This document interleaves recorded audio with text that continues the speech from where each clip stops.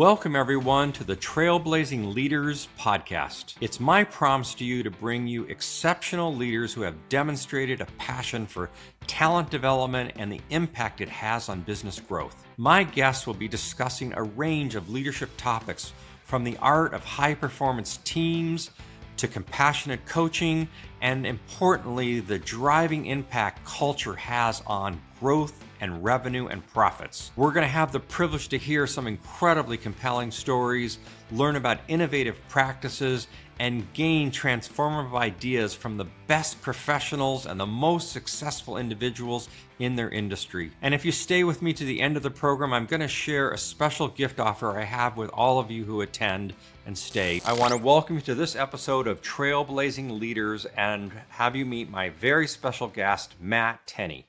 Matt's a social entrepreneur. He's an author of Serve to Be Great: Leadership Lessons from a Prison, a Monastery, and a Boardroom. He's an international keynote speaker and a trainer.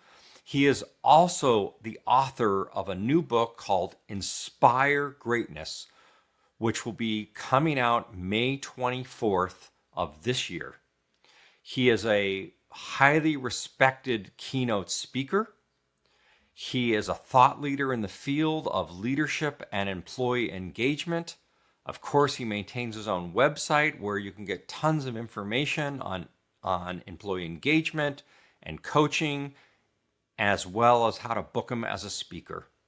The key to Matt is that he envisions a world where the vast majority of people realize that effectively servicing others is the true key to greatness. I've had the privilege to work with Matt. He's not only wise, but he has a heart of gold. So please welcome my very special guest, Matt Tenney. So Matt, welcome to Trailblazing Leaders. I'm so glad you're with me today.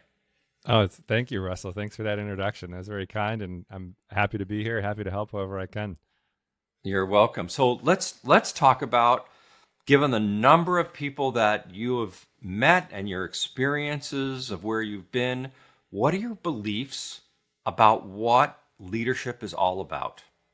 Well, leadership is such a broad concept that, I think that's where it's easy to get into problems, right? Because if I just say leadership, well, that encompasses a wide array of responsibilities. I think at its essence, though, whether you're in a for-profit company, a nonprofit, any type of organization, there are basically two components at the highest level to leadership. There is the component of how are you executing? Like how are you creating a vision that people are inspired by? Are you creating a strategy for realizing that vision that is an effective strategy? And are you managing the processes in the organization or empowering people to manage those processes in a way where that strategy is effectively executed? So that's one side of the equation, right? Maybe we can call that the operations side. But then you've got the other side of leadership, which is people leadership. And I would argue that that's the most important side. I mean, obviously, you have to have an effective strategy. You have to have a compelling vision. But you could have the best strategy in the world. And if you can't inspire people to execute that strategy, it's of little value, or in some cases, no value at all. So to me, people leadership is where I think it's not only more important, arguably, it's also more difficult to improve. It's more difficult to grow in that area because it's not like, you can just read a book on strategy and you could be probably better at strategy. You can't read a book on people leadership and be better. You have to go practice behaviors for quite a while. So in terms of the people leadership side, that can be summed up extremely easily. If you're a leader of people, your primary job is to bring out the best in those people. In other words, your primary job is to inspire greatness. And you can do that in a systematic way by serving as a coach who helps people to thrive. You're helping people to do great work, be great human beings, and to constantly grow. That's what a good coach does. That's what a good leader does. So Matt, let's unpack that just a little bit, which is, how did you get to that? I mean, you have such a fascinating backstory. Because I know, it wasn't a light switch. And I think the audience would love to hear some version of your backstory and how you came to this synthesis of it's really about inspiring the greatness in others. Well, initially, I got into leadership development as the result of the greatest failure of my life. So it wasn't, I didn't go to Harvard and get an MBA. I wasn't running a Fortune 500 company. I failed miserably. So I actually, I've always had big dreams and always wanted to make a big impact. And a few years out of college, I got impatient, tried to take a shortcut to success, and I attempted a fraud against the government. And as a result of doing some things that were dishonest and being pretty stupid, I broke a law. I committed a fraud, and I ended up spending 5.5 years confined to prison. And it was at first, I thought my life was over, and it was the worst experience of my life. But it ended up becoming the best thing that ever happened to me. Wow. About a year into my time that I was there, I started learning about mindfulness training, and just a simple practice of becoming aware of our own thoughts and emotions, and thereby being free from those things, training the mind to be much more effective. And I had a lot of time on my hands, being confined to a military prison. So I went at it 100%. And, I was learning principally from monks. And, I was so inspired by this ideal of the monastic way that I ended up transforming the prison into a monastery of sorts. And I lived and trained as a monk for about 3.5 years while I was there. And then when I left confinement, I went to go live and train in a real monastery. And really the core ideal of the monastic way is that we're giving up our own short-term self-interest so that we can be of maximum benefit to others. And that completely transformed my experience of confinement into the most meaningful experience of my life at that point. And so that motivation to serve was born out of the monastic training. I think it had always been there to some degree, but it was refined to a great extent. The idea is you don't have to go out and save the world. You can just serve the people that you're interacting with every day. And that can make a huge impact, not only in terms of the meaning and fulfillment that you have in life, but also in terms of how you impact the world. So, I started applying that to that spirit of service. I co-founded a couple nonprofit organizations, and the second one is now an international nonprofit. I just co-founded a local chapter of it. I wasn't the founder of the whole organization, but it's called Kids Kicking Cancer. And I co-founded the Florida chapter of that organization. And it's now international in many countries. And it was while I was running that, I was applying this spirit of service to team members, really looking at what can I do to elevate people? What can I do to, whether they're volunteers or paid staff that we had, what can I do to help them to thrive, to not only enjoy their work, but to grow, help them grow their careers, help them advance to wherever they wanted to go. And as I was doing that, I bumped into some people in the hospital system we were working at and ended up doing some consulting. And one thing led to another. And before you know it, I had written a book on leadership. The first book was called Serve to Be Great. And a lot of the work that I've done over the last decade with different organizations has been doing traditional training, like going in and delivering a training or delivering a keynote speech. And so to kind of put a bow here on the end of the story, how we get to the current work is I've had this pain for over a decade where I've noticed, people would hire me to come in and do a day of training, and people would be inspired, and they would take pages of notes and they'd be excited about what they were going to do. And then they would get back to the office on Monday. And for the most part, not much changed, and as that, I'm motivated not by getting on an airplane and going and deliver a training. I'm motivated by making an impact and helping people become the leaders they want to be and making a positive impact on the lives of their team members. So this hurt, to see that the way that we're doing things is not necessarily the most effective way. And I couldn't find a solution. I thought about it a lot and just said, well, this is kind of the way it is. I'll keep my eyes open for a solution, but one didn't really present itself very quickly. Not until I was doing some research on the other side of how we help leaders grow, which is the feedback mechanisms that we use. And I noticed that it's pretty standard practice to use very large surveys, usually annually or sometimes every 2 years. And we gather a ton of data on these things. And then by the nature of gathering so much data, it's really hard to act on that data quickly, which unfortunately reduces trust in the people that we're getting the feedback from. And it was right there where I had this insight that, the same problem that's making it so leadership training isn't as effective as it could be is the same problem that's plaguing the efforts to gather feedback on employee engagement and satisfaction. And it's that we're doing things in very large chunks instead of little discrete elements. So that's kind of been the latest evolution, is how can we improve the degree to which we're helping people change behavior by working to solve those issues. And Matt, what I found fascinating, and we'll get into this a little deeper, is that in the book, The Talent Code, high performing athletes are put in a position where they're doing high repetition behaviors that are somewhat out of their comfort zone to build new neural pathways. And what I love about you, Created, is, hey, look, I'm going to just focus on a question, a piece of feedback, and we're going to make one small step so that we can actually move the ball forward a little bit.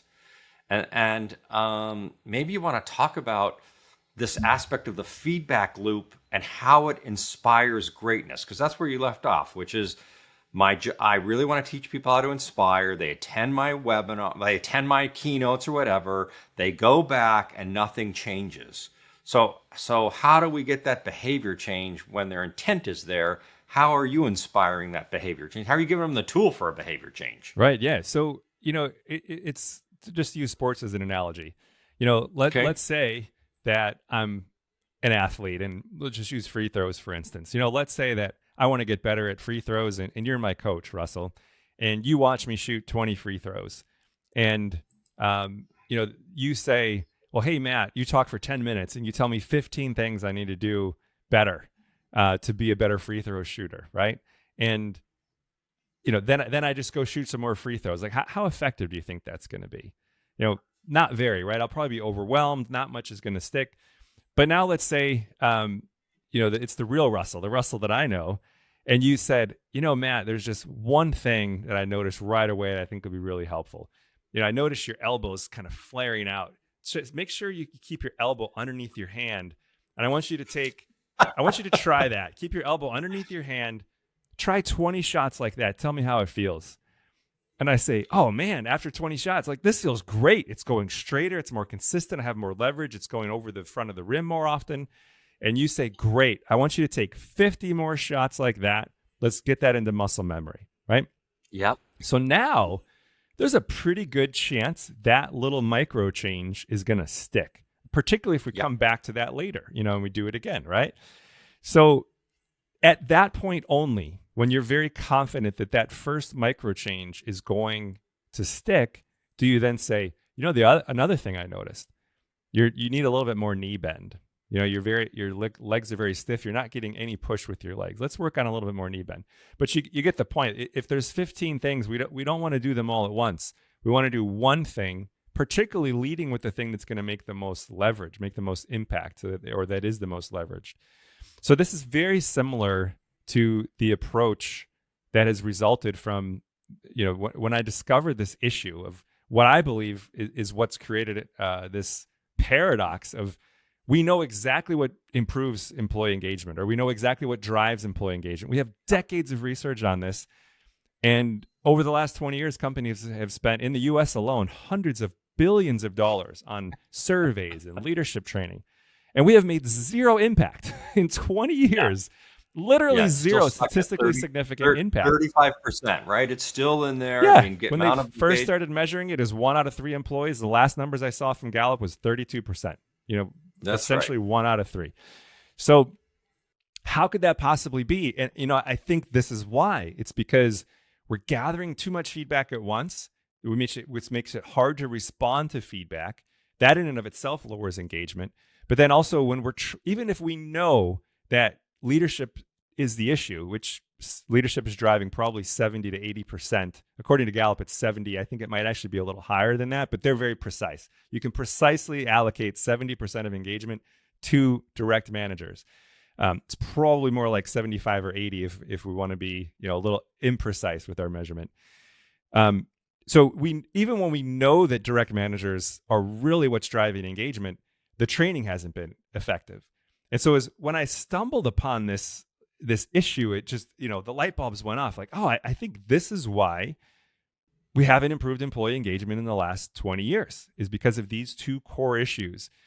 So out of that kind of comes a process that we offer that is logical and systematic. And in essence, it's an algorithm for how to consistently bring out the best in team members.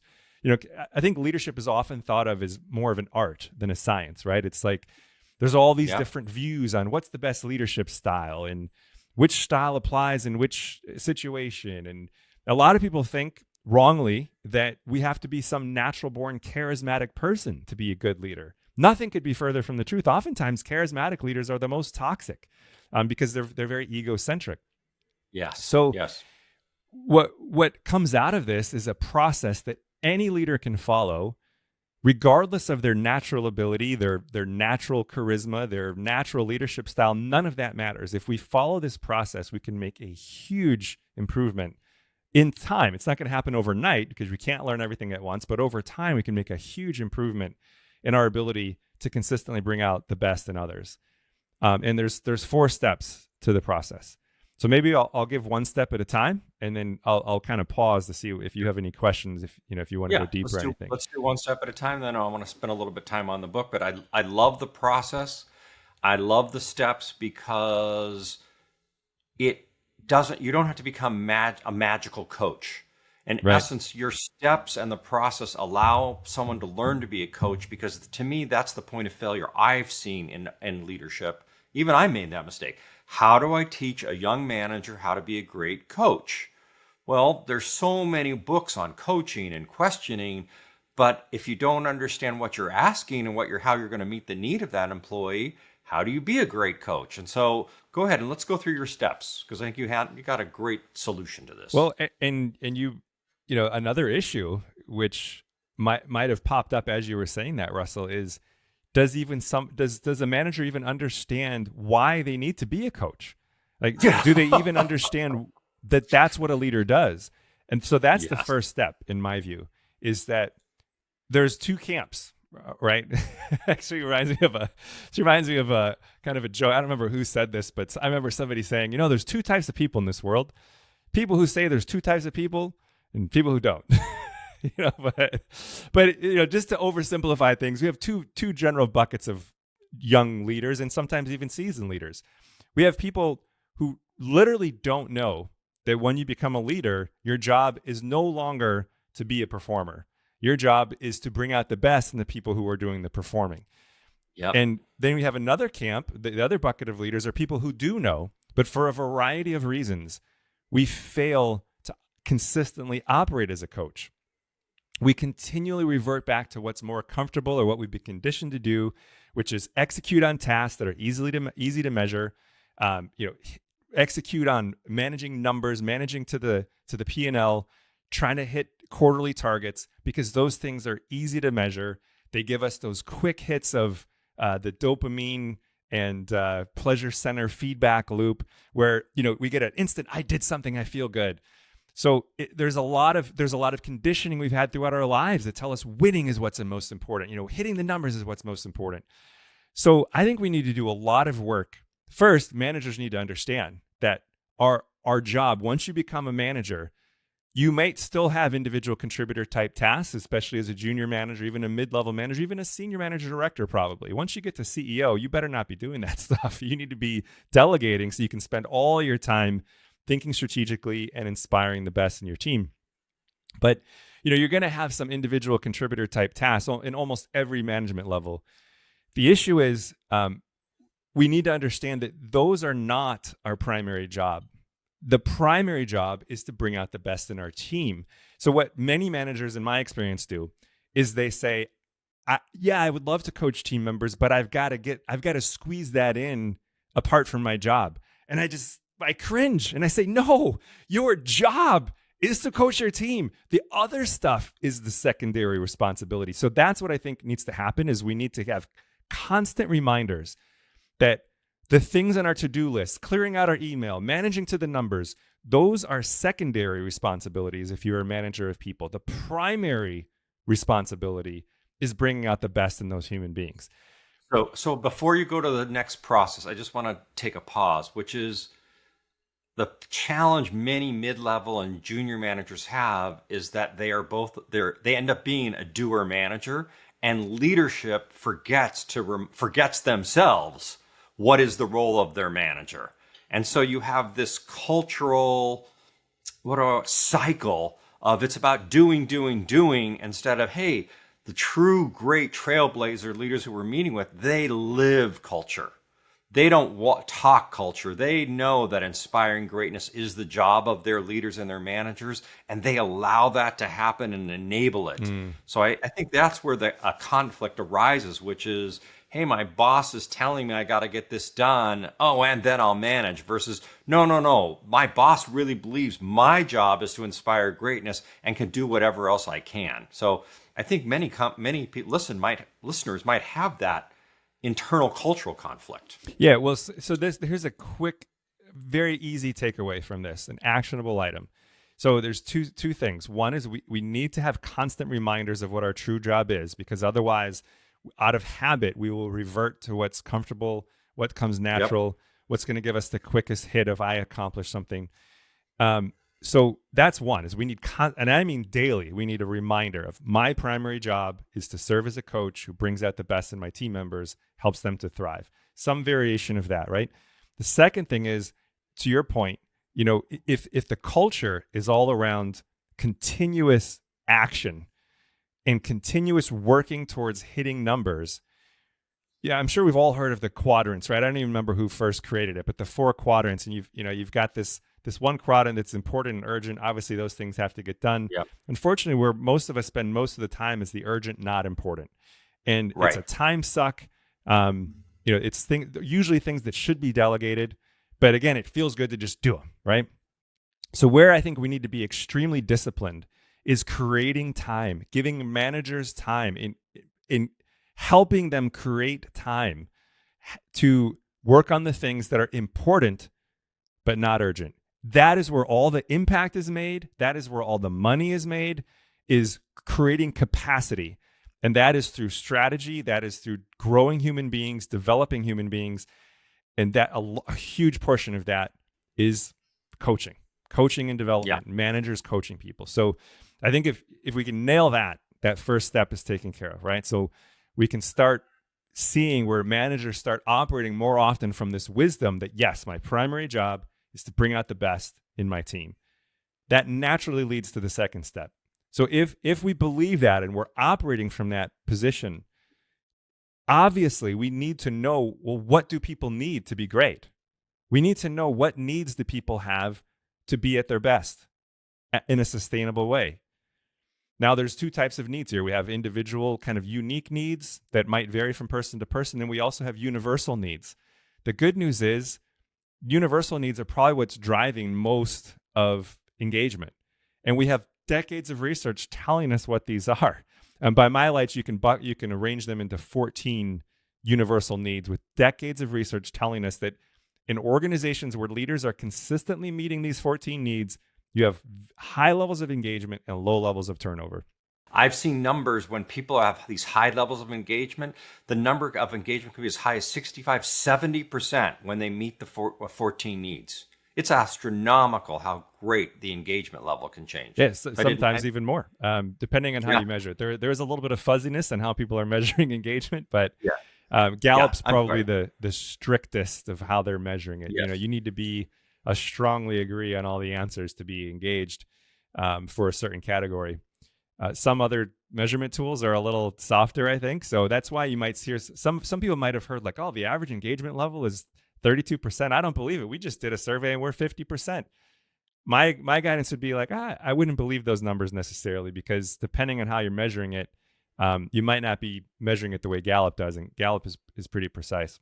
Yeah, I agree. You and I are on the same page with Gallup and the needs. And I'm sorry, I didn't mean to interrupt you in terms of where you're going. When you meet the needs, the engagement goes up. Absolutely. Yeah. So it's about, this is a key shift too, is there's this perception that engagement in all things culture is the responsibility of HR, and that nothing could be further from the truth there. I mean, HR is an absolutely essential partner. They are so valuable to a leadership team in terms of creating the conditions for these things to happen. But it's the managers that are driving culture. It's the managers that are driving engagement and retention. And so that's, I just mentioned that in the context of these 14 needs. So, high levels of engagement isn't the best HR director in the world. It's managers who are consistently meeting these 14 needs. And conversely, when managers are failing to meet these 14 needs, you have low levels of engagement and high levels of turnover. And if the managers are poor, there's not much an HR director is going to be able to do unless they can help the managers to change. And that's, of course, is one of their responsibilities. So this is step number 2, is we need to identify these needs. And the good news is the 14 universal needs are it's public knowledge. I mean, these are things you can find very easily, a quick search on the internet. I mean, the Gallup Q12 covers 12 of these needs. The reason I add 2, because they're so obvious, they're not even on the Gallup Q12, like well-being. Well-being is not specifically listed on the Gallup Q12 because it's just so obvious. Well, duh, we need to do this. But sadly, we're not improving the well-being of employees. In fact, going to work is making many people sick. So these 14 needs, they're universal. That's why I think we should start there, that they're public knowledge, they're universal. That's where you can get the most impact. So once you understand, like, okay, I know what needs I should be meeting, the third step is also pretty logical. We need to get regular feedback on how well we're meeting these needs. This is where many organizations go wrong. We do the large surveys once a year. We get all this data. It takes 6 months to analyze the data, 6 months to come up with a plan. And this is not, sadly, this is true in many large organizations. It's so frustrating for everybody, including the people doing the surveys. It's oftentimes the next survey is already coming out before the managers are even creating their action plans for last year's survey. And it's no one's fault. It's not like, it's a bad HR director or it's a bad manager. It's the very nature of when we collect so much data, it just takes time to get through everything. So this is why I think it's critical. It's fine if you're going to do an annual survey, but it needs to be augmented with very short little loops of feedback where you're getting, so you break these 14 needs down into, let's say, 30 actionable behaviors for meeting these needs. A survey should be 1 to 2 questions on meeting just one of those needs. In fact, just one behavior, maybe 2 for meeting one of those needs. That way, you get a little bit of feedback, and then it makes it much easier for managers to respond with some type of meaningful action. So I'll pause there, see if you have any questions before we go on to the 4th step. No, I think the question I would set up is, we have 14 universal needs. We need to get feedback, but we can't wait forever for feedback.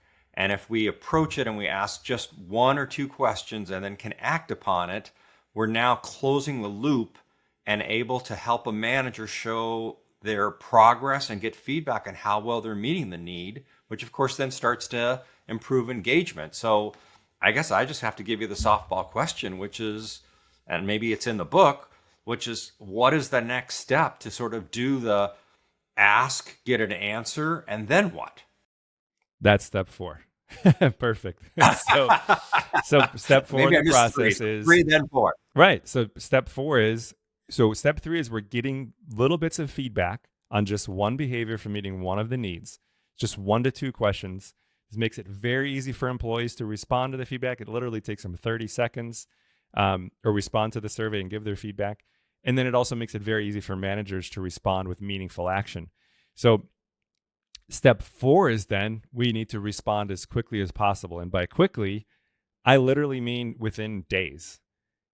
And oftentimes when I say this, people, their heads explode. Like, what? How are you going to respond to feedback within days? Well, there's a little hack for this. There's again, to oversimplify, there's 2 basic types of surveys, right? There's exploratory surveys where you're trying to uncover needs you don't know exist. Then there's surveys where you're trying to measure things that you know you should be doing.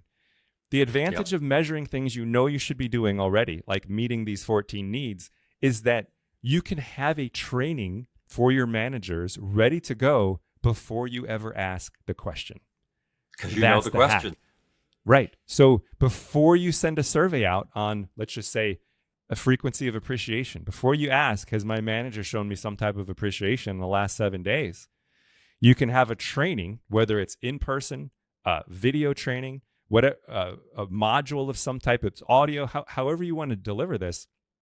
There are better ways to do this than others, but I'm just throwing it out there. There's many ways to accomplish this.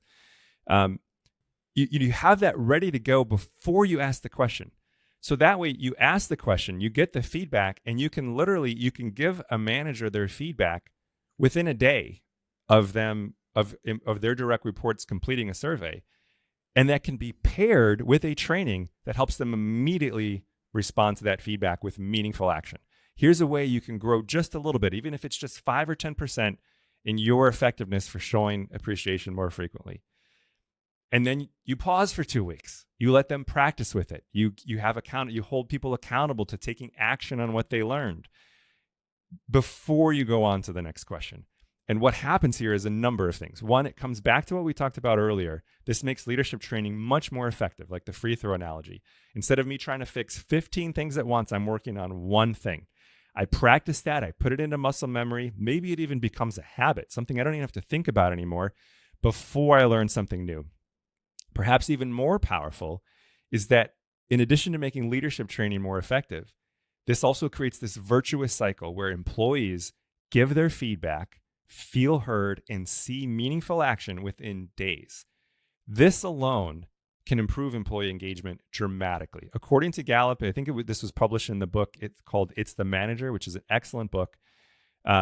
According to their research, employee engagement is nearly 3 times higher in organizations when employees strongly agree with the statement, "My organization acts upon the results of surveys I complete." Isn't that amazing? Just that. 3 times. Just by saying, you listened and acted on it. Just that. That means I'm important. That means I matter to the organization. What a great thing for it to improve engagement. So simple. Incidentally, that is one of the 14 needs to feel like your opinion matters, right? I matter. Right. That's an easy way to create an impact. So that's the power of this. There's this synergistic effect of you're getting feedback in a way that's better. You're delivering training in a way that's better. And when you synchronize the two, you create this incredibly synergistic, virtuous cycle that improves not only engagement just by the way you're asking the questions, but also improves engagement by the way you're improving leadership training, making it much more likely that something's going to happen. So Matt, let's close with 2 questions. One is, I want to give you, tell me about a client that's successful. Maybe you have a little story to share. And then the second question is going to be, I'm not going to let you go without telling me about your book, because I had a chance to read an advanced copy and really am passionate about promoting it. And I want every listener to get it and order it and buy it. So let's do one at a time. The first one is, how about a success story? Sure. Yeah. Well, I think our most successful client is actually right now is a smaller company, and they realized that if you want to make this process very as effective as possible, it comes back to step 1, which is that creating the space for people to actually engage with the content and with the training that they're receiving. Because if you don't, if you just say like, "Hey, this is another a la carte, do it if you like. This is a benefit we're offering to you," you're probably not going to see much.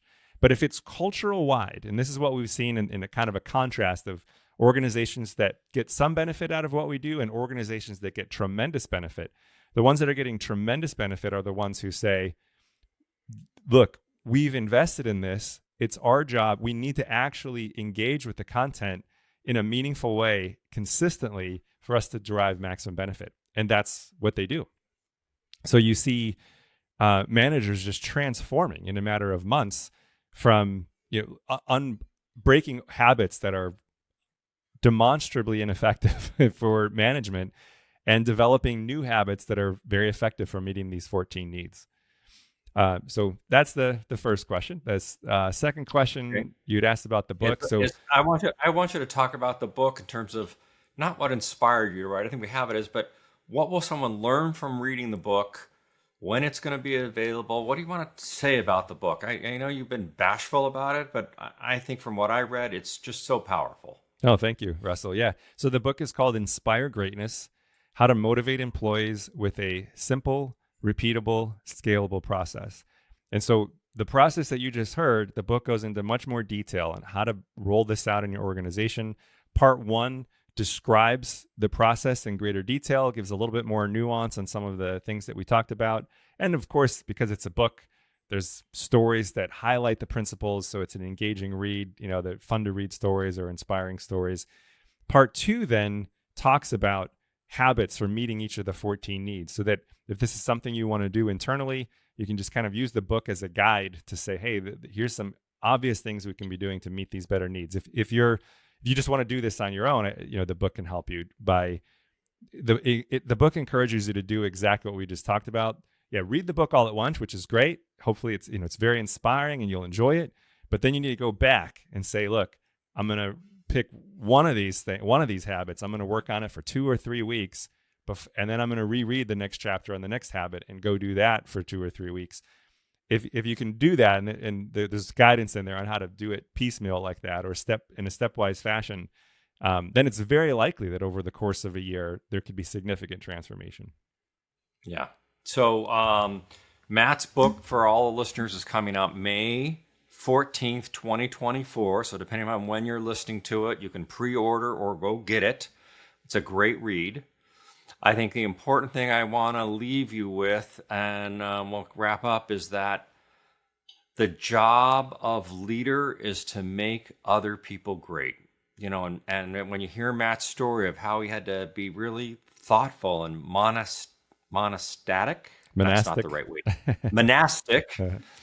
The giving up of yourself, which I think is extremely hard for many individuals in the workplace, and therefore knowing yourself and knowing why you're there and being of service and realizing if I'm not even trying to get anything, but I'm just giving, how much more you get, how many more families and people you impact as a leader. And so, Matt, I think I just want to really say is I have a lot of respect for your message. I have a tremendous respect for your method. And I encourage everyone to explore it because it follows all the principles required for simple behavior change, turning managers into great coaches, helping managers have meaningful conversations with meaningful feedback that they received quickly, which is proven to transform engagement, which is proven to increase sales and profits and retention and attraction and everything an organization wants. So if you want more success, the steps are simple. It just requires the discipline, and I'm really grateful for Matt for laying them all out. So Matt, I'll give you the last word if there's anything you want to close on. Well, maybe just one last gentle reminder, which I think you touched on, is, a lot of times the most effective things we can do are the simplest. They just require disciplined execution. I know I can think of no one who is a true overnight success. Even people who appear that way, even people who are very naturally talented athletes, like Michael Jordan, for instance. He was terrible at basketball when he first started. He got cut from his high school basketball team. Is he a naturally gifted athlete? Yes, but that didn't necessarily mean that he was going to be a good basketball player. That took a ton of work, and it's just executing on the fundamentals day after day after day, year after year after year. So yeah, maybe we could just leave with that. If you take a moment to do an inventory of what's most important in your life, like being kind to your family, being kind to your neighbors, being kind to your employees, the people who report to you, and serving and lifting them up, see if you can square away some time to develop your capacity to do those things better on a daily basis. It doesn't have to be a lot to start. Maybe even just 5 to 10 minutes, just a little micro habit. But that commitment to doing what's most important, just the fundamentals on a daily basis, even if it's just 1% improvement a week, can be absolutely life-changing. Absolutely. Thank you. Clearly. And you've changed lives. You continue to change lives. And I'm really grateful for your time and the sharing of your wisdom, sharing of your heart, and the sharing of your passion on today's podcast. So thank you so much, Matt. Thank you, Russell. And I appreciate you having me on and everything that you're doing. So I want to just summarize the key points that Matt and I discussed. I think the single most important thing is the job of a manager is to bring out the best in their team members. And that if you're always doing and staying in the doing mode and worrying about the details and the actions and the measurement, and you're not inspiring the greatness in others, then you're not really doing your job as manager, because it's the inspiration of others where the passion and engagement and performance and that incremental effort resolves. I think the second piece is the reflection on how much of your time is spent doing 80% of your time that's only giving you 20% of your effort, versus going, wait a minute here, I need to be spending 80% of my time helping my team members be great instead of 80% of my time in this kind of action dopamine behavior. I think that also means that you and your management team need to say, we recognize our job is to make our individuals great, and importantly, to meet the 14 universal needs. So Gallup has defined them. You could find them on the Gallup website. It's called the Gallup Q12 or the Gallup 14. And they outline, similar to Maslow's hierarchy of needs, the 14 universal needs people want in the workplace. And as a matter of fact, we'll attach a little graphic to this podcast where you can download that. I have a nice little slide to share with you on that regard. And then the most important piece is that you can't make overnight behavior changes.